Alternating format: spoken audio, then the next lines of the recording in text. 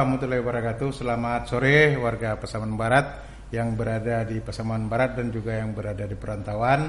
Sore ini kita kedatangan tamu istimewa, seorang ibu-ibu cantik, pimpinan Kepala Badan Perencanaan Daerah, yaitu Ibu Nina, panggilan akrabnya, nanti dia akan menjelaskan dirinya. Selamat sore Bu Nina. Sore Pak Kadis. Ya. Jadi kesempatan ini kita akan pergunakan mengetahui Bapeda itu secara dalam, tentang rencana kita akan kita coba kalau cukup waktu, yaitu tentang masalah tupoksi Bapeda itu yang sebatas apa-apa yang harus dilakukan oleh Bapeda, kemudian capaian Bapeda selama setahun ini atau 2 tahun terakhir atau semenjak periode Pak Bupati ini. Kita mulai, yaitu Bu Kaban. Tugas pokoknya apa Bapeda itu? Silakan Bu Kaban. Baik, makasih Pak Kadis. Selamat sore masyarakat Pasaman Barat semuanya. Jadi mungkin banyak yang akrab dengan singkatan Bapeda, tapi mungkin tidak banyak yang tahu apa itu tugas dan pokok fungsinya Bapeda. Bapeda itu adalah Badan Perencanaan Pembangunan, di mana semua perencanaan berawal dan berasal dari Bapeda. Jadi ibaratnya dapurnya pemerintahan itu adalah Bapeda. Jadi tugasnya adalah melaksanakan urusan penunjang pemerintahan di bidang perencanaan, penelitian dan pengembangan. Dan dalam implementasinya Bapeda mengkoordinasikan perangkat daerah di bidang perencanaan, pengendalian dan evaluasi pembangunan daerah, penelitian dan pengembangan. Itu adalah ruang lingkup terkait dengan tupoksinya Bapeda. Sehingga di Bapeda itu Pak Kadis ada 4 bidang, yaitu bidang perencanaan, pengendalian dan evaluasi pembangunan, itu terkait tupoksinya dengan musrenbang, usulan-usulan perencanaan. Musrenbang mulai dari nagari. Ya, betul sekali Pak Kadis. Mulai nagari, kecamatan, kabupaten sampai kabupaten dan provinsi juga. Betul juga sekali kita, Pak Kadis. Kemudian ada bidang sosial budaya, itu mengurusi banyak sekali kegiatan-kegiatan terkait sosial dan budaya, termasuk stunting di sana Pak Kadis, program nasional. Stunting berada di bidang budaya. Kemiskinan itu berada di Tapi bidang sosial dan budaya. Nih. Luar biasa Pak Kadis, alhamdulillah. Kemudian bidang ekonomi dan pengembangan wilayah. Nah, ini adalah bidang di mana infrastruktur kita Pak Kadis di situ. Perencanaan infrastruktur berkoordinasi dengan PUPR, Perkim dan OPD-OPD yang terkait dengan pembangunan. Jadi yang strategis daerah tentang infrastruktur direncanakan oleh Bapeda. Betul sekali Pak Kadis. Kemudian ada bidang penelitian dan pengembangan Pak Kadis, bahwa sesuai amanat undang-undang apapun kebijakan daerah harus melalui kajian. Jadi ketika kita ingin membuat suatu kebijakan baru, maka kita harus melalui kajian. Nah, itu di Bapeda dilaksanakan oleh para peneliti Pak Kadis. Jadi kita sudah punya peneliti dan ada kita tim juga peneliti kita. Ya, betul sudah ada, dan kita juga sudah bekerja sama dengan perguruan tinggi untuk tim penelitinya. Dengan UNAN, dengan UNP, kita sudah ada MOU untuk itu. Berarti pembangunan kita itu bukan hanya perencanaan saja, tapi sudah ada pengkajian oleh ilmuwan. Jadi tidak coba-coba kebijakannya Tidak coba-coba. Berarti kita bangun sekarang, kita bisa memikirkan untuk 10 atau beberapa tahun kemudian. Nah, betul sekali Pak Kadis. Jadi Pak Kadis, perencanaan pembangunan itu harus direncanakan. Nah, itu melalui dokumen negara. Di mana dokumen itu kita kenal dengan RPJPN, RPJPD, yaitu Rencana Jangka Panjang Nasional. Rencana Jangka Panjang Daerah. Nah, kita Pasaman Barat. Panjang itu berapa tahun tuh, Bu? 20 tahun. 20 tahun. Nah, kita Pasaman Barat semenjak dimekarkan, maka kita baru punya 1 kali RPJPD, yaitu dari tahun 2005 sampai berakhir nanti di 2025. Itu RPJPD kita. Itu yang selama 20 tahun. Nah, di bawah itu turunannya Pak Kadis, itu ada namanya RPJMN kalau untuk tingkat nasional dan RPJMD untuk tingkat kita kabupaten. Provinsi dan kabupaten. Nah, kalau kita kabupaten sudah punya 4 RPJMD selama 4 periode kepemimpinan kepala daerah. Berarti setiap kepala daerah baru punya 1 RPJMD. 1. Nah, dengan adanya kebijakan pilkada serentak Pak Kadis, RPJMD kita ini akan berakhir nanti di 2024 bisa jadi. Tapi kan 2024 kan baru pemilihan kan Pak Kadis. Nah, begini Pak Kadis, apa itu RPJMN, RPJP, RPJPD? Itu adalah dokumen agar pembangunan yang dilaksanakan itu berkelanjutan Pak Kadis. Jadi ada rule-nya. Jadi tidak beda pemimpin, beda lagi mau bangun ini. Jadi Kalau beda tidak ada rule, akan kembali ke nol. Ketika mungkin kepada daerah baru, dia dinolkan lagi. Akan ada dikatakan orang pembangunan nangkrak. Jadi itu kan merugikan daerah Pak Kadis. Kapan kita akan berkembang apabila tidak dilanjutkan apa yang sudah direncanakan. Nah, seperti sejak terpilihnya Bapak Hamsuwardi dan Bapak Risnawanto menjadi Bupati Wakil Bupati terpilih, maka visi misi mereka Pak Kadis yang mereka sampaikan di KPU itu 24 itu poinnya, itu menjadi visi misi daerah setelah diramu, digodok, diberi masukan, dibahas, dikunyah-kunyah di tim pansus RPJMD kita. Itu yang jadi muatan RPJM. Itu dia menjadi RPJMD kita.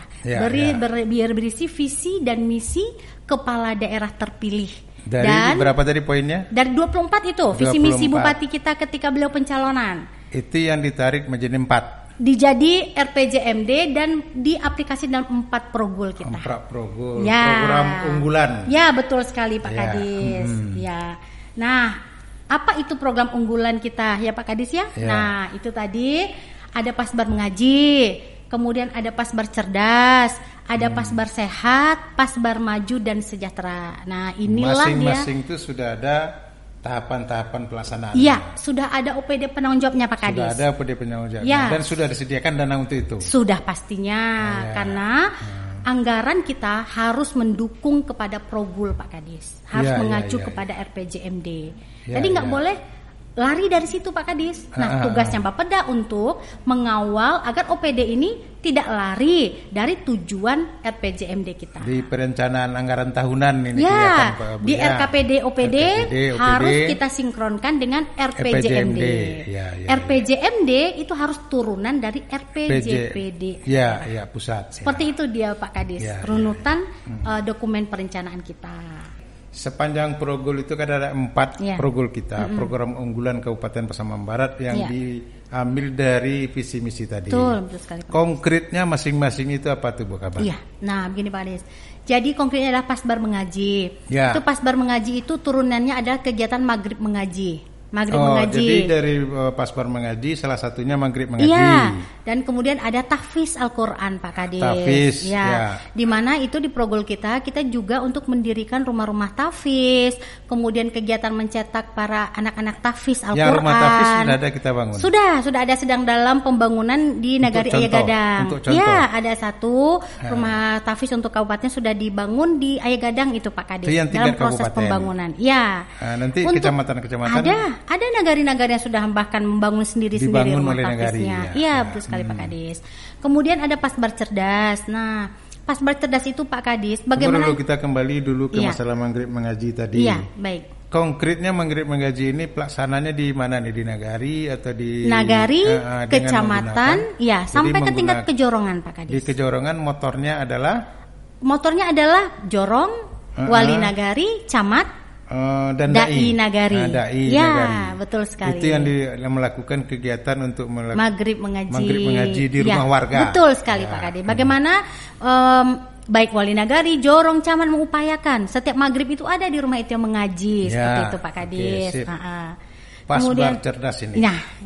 Untuk Pasbar Cerdas itu kita mengupayakan bagaimana memberikan pendidikan berkualitas tapi gratis Pak Kadis. Nah, berarti kita tidak ada lagi kutipan-kutipan masyarakat. Tapi Pak Kadis dari tingkat SD, TK. SMP.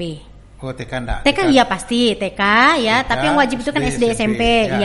SMA kan udah kewenangan provinsi Pak Kadis. Tapi Pak Kadis perlu kita sepakati ini. Itu ada pungutan, ada sumbangan Pak Kadis. Yang kita larang pungutan. Pungutan itu sifatnya wajib, mengikat, ada sanksi kalau tidak dibayarkan, kemudian nilai uangnya ditetapkan. Itu pungutan namanya Pak Kadis. Tapi kalau sumbangan boleh aja Pak Kadis. Contoh, ada orang tua murid yang kaya, yang mampu, ingin menyumbang untuk WC, bisa untuk jadi pagar. Betul sekali. Tidak kita tolak. Tidak ditolak Pak Kadis. Tapi tidak diwajibkan untuk seluruh orang. Betul sekali. Ini yang selama ini yang memberatkan istilahnya adalah dana pembangunan ya, yang semuanya sama, miskin kaya sama, ya. Kemudian dana perpisahan, betul. Itu tidak boleh lagi. Tidak boleh Pak Kadis. Tapi kalau ingin menyumbang, silakan. Ya. Kalau beda pungutan dan sumbangan itu Pak Kadis, kalau sumbangan tidak ada sanksi. Kalau kita sanksi. tidak mampu membayar, kemudian tidak ada jumlahnya tidak ditentukan, gitu Pak Kadis. Berarti ada sekerelaan sendiri, aja, ya. Tapi kalau pungutan kan diwajibkan Pak Kadis. Nah itu yang ingin kita hapus supaya tidak ada lagi anak-anak kita yang putus sekolah karena ketidakmampuannya membayar pungutan, karena pada dasarnya pendidikan udah gratis kan Pak satu Kadis. Di segi pungli. Ya, betul. Kemudian peningkatan lain apa di Pasbar Cerdas ini? Nah, tentu saja ada peningkatan kualitas guru Pak Kadis. Ya. Tahun ini Pak Kadis, tahun 2023 itu adalah angin segar buat dunia pendidikan. Di mana di AU kita udah di tagging untuk dana pendidikan 68 miliar. Itu adalah untuk pemenuhan SPM. Sebelumnya berapa? Sebelumnya itu tidak ada keharusan Pak Kadis. Kita menyediakan sebelumnya pasti di bawah itu Pak Kadis karena kemampuan daerah kita yang rendah. Sekarang di plot 68 miliar untuk dinas pendidikan. Ya, gitu Pak Kadis. Itu untuk pemenuhan SPM itu Pak Kadis. Itu rehab sekolah, untuk peningkatan kualitas guru, bahkan bisa untuk sarana prasarana sekolah. Itu dia Pak Kadis. Dan ini hanya segar untuk Pasbar Cerdas tentunya. Bagaimana kita bisa meningkatkan kualitas pendidikan, tapi gurunya, tetap kita tidak mengizinkan pungutan seperti itu Pak Kadis. Ada lagi nih Pak Kadis Pasbar Sehat. Sehat. Yang alhamdulillah kado untuk masyarakat Pasaman Barat. Mungkin yang nanti Pak Bupati bocoran, mudah-mudahan nggak dimarahin kan udah kasih bocoran ya Pak Kadis. Karena ini hadiah untuk masyarakat Pasbar karena kita sudah mencapai UHC. UHC itu adalah di mana kita mencapai persentase untuk BPJS sehingga seluruh masyarakat Pasaman Barat gratis, berobat gratis. Namun itu BPJS yang ditanggung adalah untuk yang miskin. Jadi harus dipahami oleh masyarakat yang sudah BPJS mandiri, jangan tiba-tiba diputus BPJS-nya ya, karena tidak akan ditanggung. Yang ditanggung adalah yang miskin. Itu yang kita tanggung. Artinya mereka berobat ke puskesmas gratis. Ke RSUD juga gratis. Ke RSUD rujukan gratis. Seperti itu. Ke RSUD lain, ke provinsi ataupun ke kalau dirujuk Jakarta, juga gratis. Atau masalah jantung ke mana, ke rumah jantung kita, gratis semuanya. Kalau ada rujukan. Ada rujukan. Betul. Artinya memang harus dirujuk dan itu pelaksanaannya di luar kota gratis. Betul sekali. Termasuk ambulan. Sekali. Kemudian Pak Kadis terakhir ini Pasbar Maju dan Sejahtera. Nah, Pasbar Maju dan Sejahtera itu adalah ada sektor ekonomi di sana, sektor infrastruktur di sana, sektor pertanian di sana. Nah, kita ada program di mana kita mencetak 1000 milenial UMKM untuk pengusaha-pengusaha baru, untuk women entrepreneur, male entrepreneur, dan ini adalah mengacu kepada program provinsi juga Pak Kadis, di mana kita mendorong untuk munculnya pengusaha-pengusaha baru di bidang UMKM. Kemudian juga bagaimana bidang pertanian juga bisa memaksimalkan hasil pertanian untuk kesejahteraan masyarakat. Bahwa berasnya tidak dijual tapi juga dikonsumsi. Nelayan ikannya bukan hanya dia jual tapi juga dikonsumsi. Termasuk imbauan Bupati telur ayam juga di sini. Betul sekali Pak Kadis. Nah, kita memaksimalkan potensi kita berada di daerah kita. Kemudian juga infrastruktur membuka daerah-daerah tertinggal, terisolir seperti itu Pak Kadis, agar percepatan pembangunan dapat kita laksanakan. Nah, itu dia Progul. Progul ini perannya Bapeda apa di sana? Betul sekali. Jadi peran Bapeda Pak Kadis, Bapeda bukan pemilik program, tapi Bapeda mengkoordinasikan, memastikan bahwa Progul ini dilaksanakan oleh OPD sesuai dengan apa yang telah ditargetkan dan tertuang dalam RPJMD kita. Jadi koordinator. Koordinatornya. Seperti kami sudah pernah merapatkan dengan OPD Pak Kadis. Pasbar mengaji sejauh mana programnya berjalan. Apa kendala-kendalanya misalnya gitu Pak Kadis. Menurut pandangan Bapeda, apa kendalanya itu? Nah, Pasbar mengaji ini secara umum sudah cukup populer di masyarakat Pak Kadis. Mungkin kendalanya di sana sini mungkin ada sedikit, tapi perlu regulasi untuk Pak Pak Camat, Bu Camat dibawa untuk memastikan Progul ini kepada masyarakat. Mereka meminta ada surat dari kita berupa surat edaran bagaimana pelaksanaan pasbar mengaji. Untuk pelaksanaan pasbar mengaji ini juga turunnya ada tahfiz di sekolah. Nah, ini akan menjadi muatan lokal Pak Kadis. Jadi tidak usah ada kekhawatiran oleh para orang tua murid itu akan mengganggu kurikulum sekolah, tidak Pak Kadis. Jadi karena dia nanti nanti waktunya nanti akan dikhususkan menjadi muatan lokal kita untuk mencetak anak-anak tahfiz sesuai dengan Progul kita. Seperti itu kalau untuk pasbar mengaji Pak Kadis. Kemudian juga dari peran-peran Progul yang lain. Ya, kemudian Pak Kadis, usulan perencanaan ini itu ada dari Musrenbang dan ada dari Pokir namanya Pak Kadis. Nah, bedanya apa tuh, Bu? Nah, bedanya begini. Musrenbang dengan Pokir. Ya, Musrenbang itu adalah usulan perencanaan pembangunan yang dimulai dari nagari, kecamatan, kabupaten. Nah, nanti seluruh himpunan usulan-usulan itu akan bermuara di kabupaten. Kita mulai dari bawah, dari Musna. Ya, berarti kan istilahnya nagari mengadakan Musrembang. Ya, betul. Mengusulkan ada beberapa item. Ya, betul. Sesuai dengan kebutuhan daerahnya. Kebutuhan daerahnya. Ya. Apakah semuanya itu tercover langsung di Bapeda atau ada skala prioritas? Ada skala prioritas Pak Kadis, makanya disaring dari Musna dia. Nanti dia ada lagi musyawarah kecamatan Pak Kadis. Nah, di kecamatan mereka akan menentukan prioritas. Prioritas kecamatan. Ya, misalnya di Musna diusulkan 100 kegiatan nih Pak Kadis misalnya. Nah, nanti disaringlah di kecamatan mana yang prioritas. Nah, dari kecamatan itulah nanti dibawa ke kabupaten. Bisa nggak naik di jalan? Di kecamatan muncul, di nagari nggak muncul? Harusnya tidak seperti itu Pak Kadis. Tidak boleh. Karena sekarang pemerintah sangat ketat Pak Kadis. Semua harus berawal dari perencanaan. Nagari. Ya, harus ada usulannya Pak Kadis. Jadi nggak boleh tiba-tiba ada program nggak ada usulannya, nggak boleh Pak Kadis. Nggak ada dari nagarinya ada di kabupaten, di kecamatan muncul. Tapi Pak Kadis ada lagi tuh Pokir namanya Pak Kadis. Usulan perencanaan pembangunan bisa dari dasar Pokir. Apa itu Pokir? Ini masuknya ke Musna Nagari atau jalur khusus? Beda jalur. Melalui SIPD Pokir, melalui Bapeda. Jadi Pokir itu ada pokok-pokok pikiran Dewan. Usulan pembangunan yang mereka himpun, mereka jaring dari hasil mereka reses ke bawah Pak Kadis. Jadi mereka kunjungan ke bawah, menerima aspirasi masyarakat. Betul.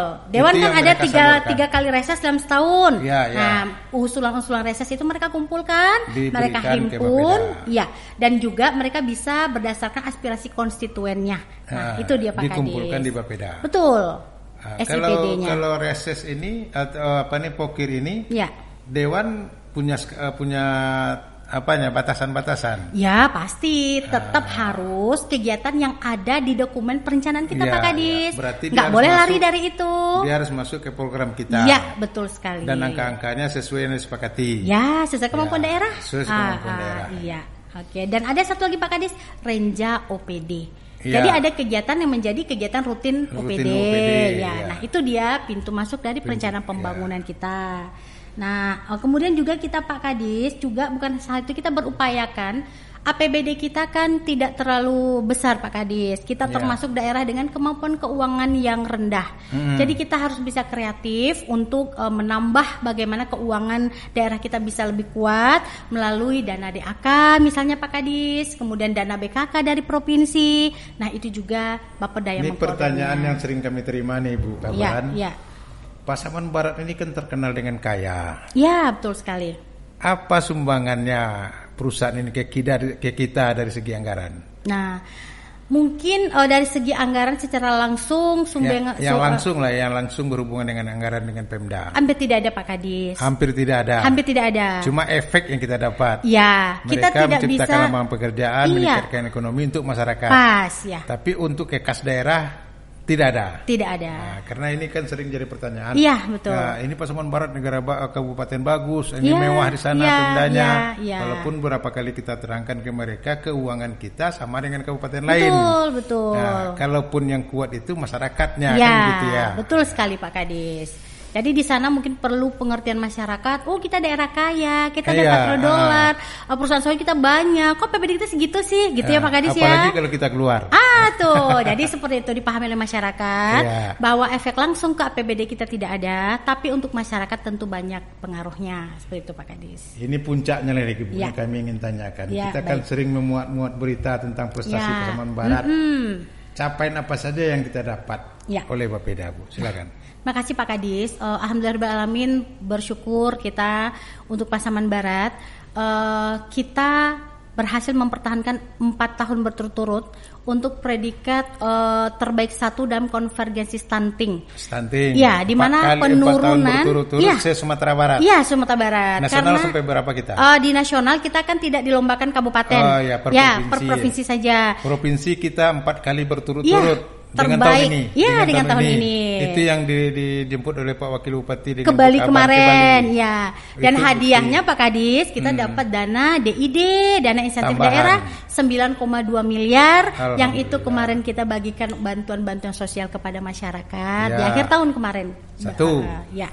Kemudian ini hadiah mungkin yang cukup membahagiakan untuk masyarakat Pasaman Barat adalah bahwa angka kemiskinan Pasaman Barat untuk pertama kalinya semenjak Pasaman Barat dimekarkan turun di angka 6,95 dari 7,55%.